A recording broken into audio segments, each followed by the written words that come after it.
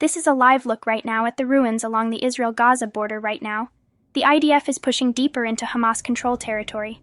Meanwhile, overnight Israeli forces killed the commander who directed portions of the major attacks on October 7th.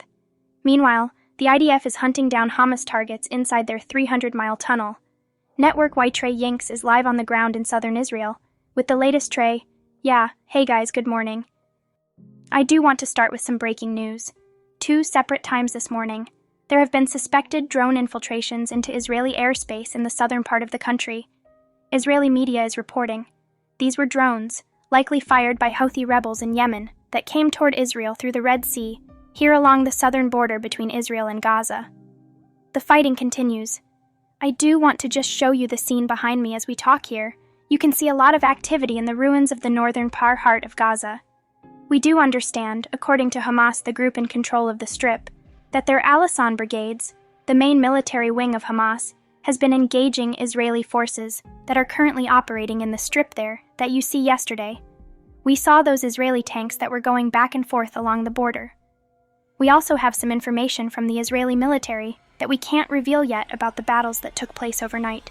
But as that information becomes on the record, we will bring it to you later in the day. All of this comes as we are learning about the hostages being held inside Gaza, 240 people.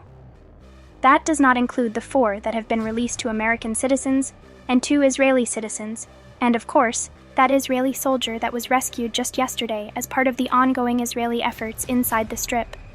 We're talking about Private Ori Meads, who was freed from captivity.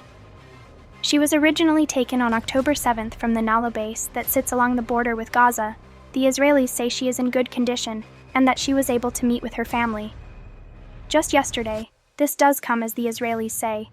They conducted a strike against one specific commander from Hamas in the northern part of the Gaza Strip. We're talking about Nassam Abu Ayan, who directed one of the attacks against Israeli civilians on October 7th, yet another member of Hamas that has been taken out by Israeli forces, as they do tell Fox News.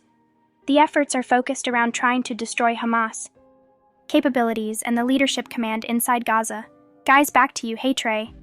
You did report earlier that there are high-level Israeli officials in DOA trying to work with these to get the hostages out. Does that have anything to do with the rescue that the IDF pulled off? So we understand there are 2 separate issues.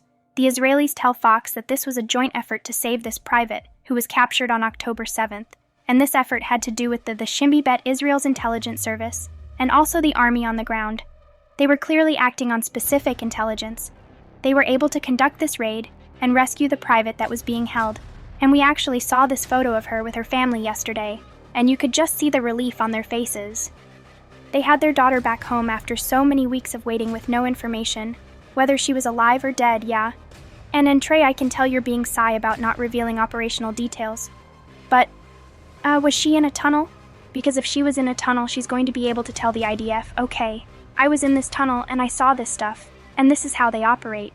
I'm being very careful with the details here, and I'll tell you why this morning I met again in Tel Aviv with Israel's defense, Minister Yoav Gallant, and we talked about this specific situation and also the battles that are taking place behind me inside the Gaza Strip.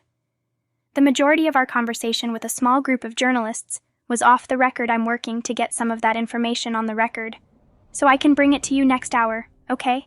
But very sensitive details that we're talking about, and I will effort to get them approved and able to bring them to you later today, Trey. You've covered a lot of wars. You've been on the ground for a lot of conflicts. Is it fair to say that the invasion has started? Yeah? This is the second stage of this war. It was something that was part of that conversation. We had today trying to get clarity on whether this is all part of an expanded raid or whether or not the Israeli forces are operating inside the Gaza Strip and intend to stay there.